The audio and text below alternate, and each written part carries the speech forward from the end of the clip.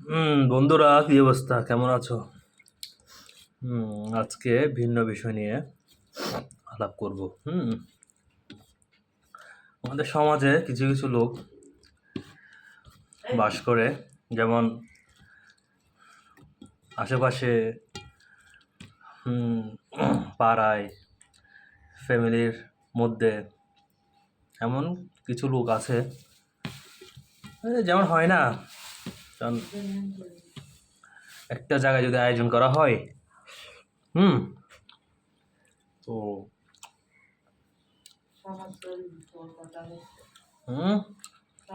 তো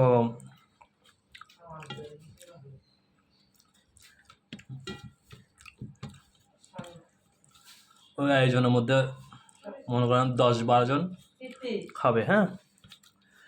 তো ওই ক্ষেত্রে কিছু লোক হয়তো সবাই একসাথে অ্যাটেন্ড করতে পারে না, হয়তো কেউ আগে যায়, কেউ পরে যায়।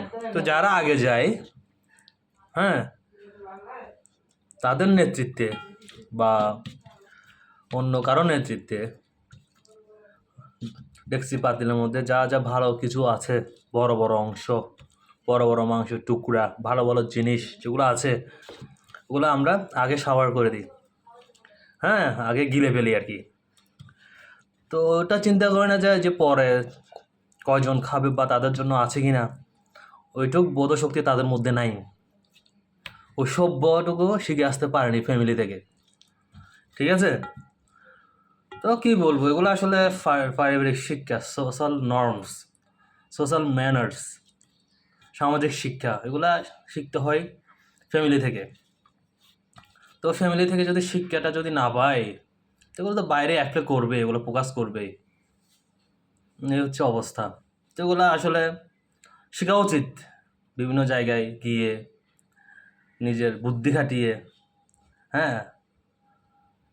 যেটা আমি আমি তো না খেলে সমস্যা নেই, আমার ঘরে যে আরেকজন আসছে মেহমান, তাকে যদি আমি সন্তুষ্ট করতে পারি, ওটাতেই আমার সন্তুষ্ট, ঠিক না? তো পরিশেষে বলা যায় যে কনসিডার করতে শিখুন, হ্যাঁ, নিজের আত্মতৃপ্তি, নিজের পেট পুরানো, হ্যাঁ, এগুলা কম করতে শিখুন, দেখবেন জীবন সুন্দর, সবার কাছে গ্রহণযোগ্যতা বাড়বে, ঠিক আছে।